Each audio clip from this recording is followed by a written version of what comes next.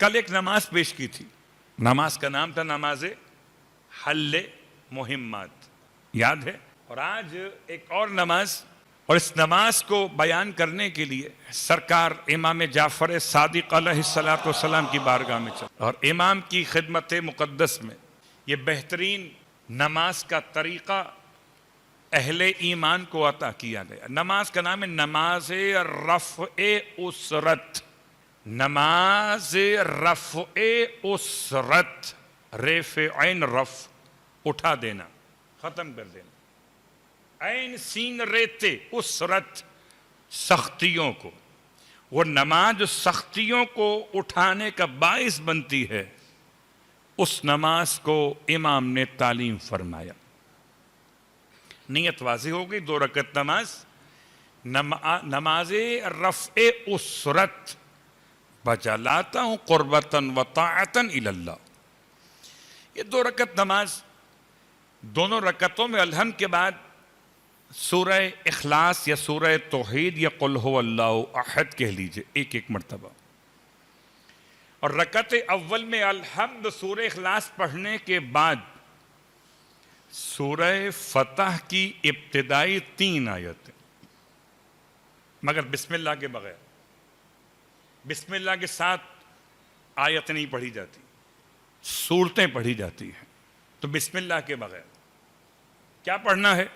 सूरह फतह की 3 आयतें, आयत नंबर 1, आयत नंबर 2, आयत नंबर 3। ये सूरह फतह कमाल का सूरा है। इसके बारे में एक जुमला आपकी खिदमत में अर्ज कर दूं। सरकार खत्म ये मर्तबा सल्लल्लाहु अलैहि वसल्लम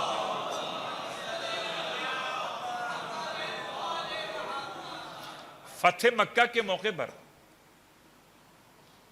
अल्लाह के रसूल, हुस्न इत्तफाक है कि ये मैं वाक़या पढ़ रहा हूं और ये नमाज के दरमियान 3 आयतों की बात कर चुका हूं। आयत नंबर 1, आयत नंबर 2, आयत नंबर 3। सूरह फतह में कुल आयात की तादाद है 29।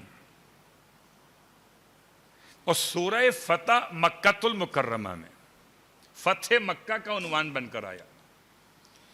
अल्लाह के रसूल इरशाद फरमाते हैं, जो शख्स भी सूरह फतह की तिलावत करेगा, खुदा उसे मेरे साथ फतेह मक्का के लश्कर में शामिल करेगा। अब फतेह मक्का तो हो चुका, फतेह मक्का हो चुका, लेकिन सूरह फतह की तिलावत मुझे आज के दौर में खत्म ये मर्तबा से मिलाती है। आयत नंबर 29 से मुहम्मदुर रसूलुल्लाह वल्लज़ीना मअहू अशिद्दाउ अलल कुफ़ार। आप फरमाते हैं, जो सूरह फतह की तिलावत करेगा, खुदा उसे मेरे साथ मिलाएगा फतेह मक्का के लश्कर में। रब पहचानिए क़िबला, लड़े बगैर खुदा ने वहां पहुंचा दिया जहां खत्म ये मर्तबत आगे आगे पीछे पीछे फातिहीन मक्का चल रहे। फिर आप फिर इरशाद फरमाते हैं, जो शख्स सूरह फतह की तिलावत करेगा, 29 आयत, खुदा उसे बायअत रिजवान में बायअत करने वालों में शुमार करेगा। बायअत रिजवान का तस्करा भी इसी के अंदर है, सूरह फतह के अंदर। फतेह मक्का के हवाले से भी तस्करा इसी के अंदर है। और अब एक और याद दिला दूं आपको बात, कि कभी आपने सोचा हो शायद कि जब आप नमाज तमाम करते हैं तो अस्सलामु अलैकुम व रहमतुल्लाहि व बरकातहू के बाद क्या करते हैं? अल्लाहु अकबर, अल्लाहु अकबर, अल्लाहु अकबर। पता नहीं वो क्या समझते हैं, आप तो अल्लाह की बड़ाई बयान कर रहे होते। अब ये हुस्न इत्तफाक 3 मर्तबा कर रहे हैं, सलवात पढ़े मोहम्मद। तो अगर कोई आपसे पूछे ये 3 दफा क्यों, 4 दफा क्यों नहीं, 5 दफा क्यों नहीं, तो अल्लाह के रसूल ने फतेह मक्का के मौके पर जब आप मक्के में दाखिल हुए और आपने हजरे अस्वद के पास पहुंचकर अपनी फतह का ऐलान किया तो 3 मर्तबा फरमाया था अल्लाह अकबर, अल्लाह अकबर, अल्लाह अकबर। तो जो मोहम्मद वाली नमाज पढ़ते हैं, बात बड़ी आसान सी है। क्यों? अल्लाह के अभी फरमाते कि जो शख्स अपनी नमाज का इख्तिताम करे 3 तकबीरात पर, वो मुझ मोहम्मद के साथ शामिल हो गया।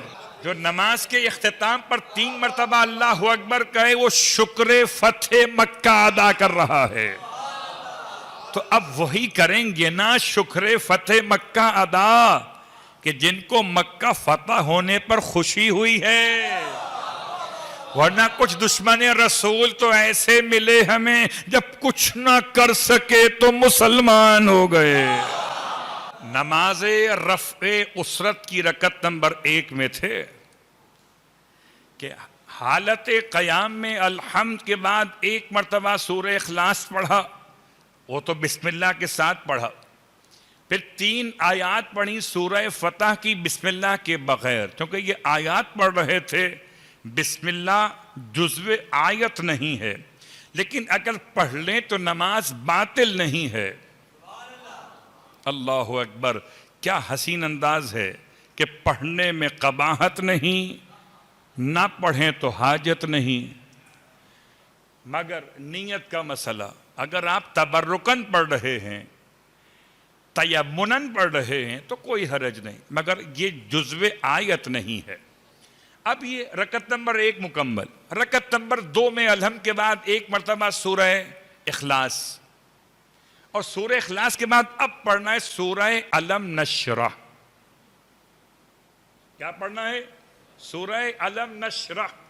अल्लाह अकबर, सारी परेशानियों का ताल्लुक दिल से है। अलम नशरह लका सदरक वज़ान अनका विज़रक। बहुत बोझ है कमर के ऊपर, कौन उतारेगा सिवाय खुदा के। तो दिल का मसला आगे से, कमर का मसला पीछे से, दोनों मसले सूरह अलम नशरह ने हल कर दिए। तो ये 2 रकत नमाज इमाम फरमाते हैं कब पढ़ो? ज़वाले आफ्ताब के वक्त। कब पढ़ो? ज़वाले आफ्ताब के वक्त, कि मक्का फतह हुआ ज़वाले आफ्ताब के वक्त, क़िबला तब्दील हुआ ज़वाले आफ्ताब के वक्त, तुम्हारी मुश्किल भी हल होगी ज़वाले आफ्ताब के वक्त। तो कभी रात की बात होती है तो कभी दिन की। सलवात पढ़े मोहम्मद वाले मोहम्मद। तो आइए इसके साथ साथ आपकी खिदमत में बात समेटते हुए कि अल्लाह के हबीब की सारी जिंदगी, फतेह मक्का की बात हो, फतेह मक्का से पहले की बात हो, या फतेह मक्का की बात हो, सारी बातों में एक बात तो वाज़ेह है, अल्लाह के हबीब ऐसे खतीब, ऐसे साहिब कलाम थे कि जुबान आपकी हिलती थी वही खुदा की होती थी। अच्छा, ये पता नहीं, ये जज्बात में हम और आप कैफियत बदल देते। नारे तकबीर कहा तो आवाज का मयार कुछ और था,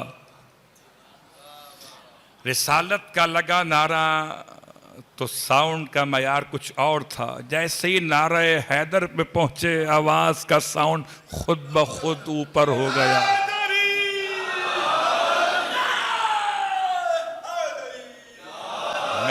मैं और तो कुछ नहीं कह सकता, मैं समझता हूं तकबीर कहकर तवानाई ली कि रिसालत की बात करें।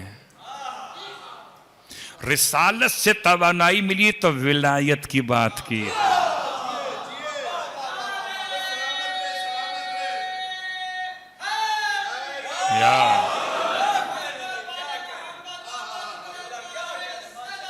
अल्लाहुम्मा सल्ली अला मुहम्मद व आले मुहम्मद।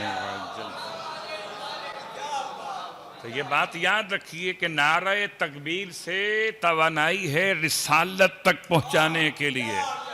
नारे रिसालत से तवानाई है नारे हैदर तक पहुंचाने के लिए, यूं समझ लीजिए। वरना ये भी तो कहा जा सकता है कि अरशद नदीम से पूछिए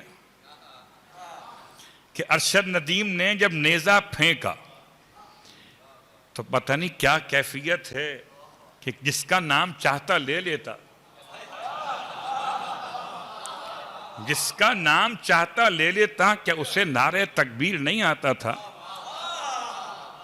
क्या उसे नारे रिसालत नहीं मालूम था? वो क्यों कहता था नारे हैदरी को या अली? ये नेजा फेंकते हुए, हो सकता है लोग कहें ये तो एडिटिंग है, उसने तो नाम नहीं लिया था। अच्छा, नाम नहीं लिया था, इनाम तो ले लिया है। नाम नहीं लिया था, इनाम तो ले लिया है। और पाकिस्तान की